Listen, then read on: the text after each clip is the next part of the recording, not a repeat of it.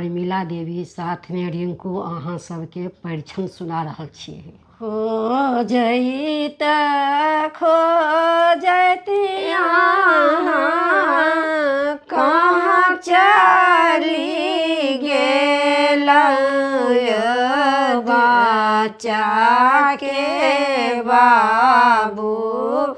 बड़ लेलौं धिया के खाबास बच्चा के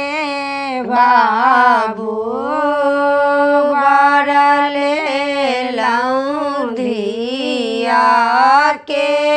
खाबास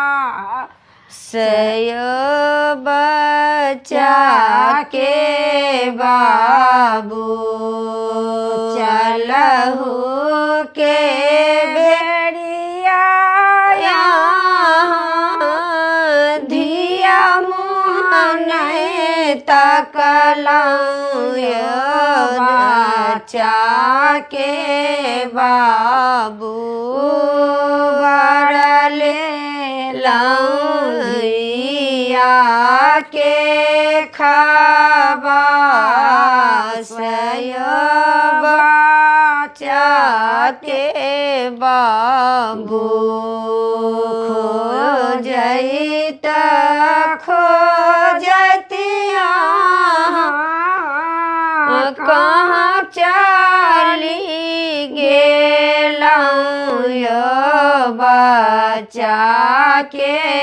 बाबू बड़ लेलौं धिया के खाबास बच्चा के बाबू चलहु के बेरिया मानन सने पूछलौं बच्चा के बाबू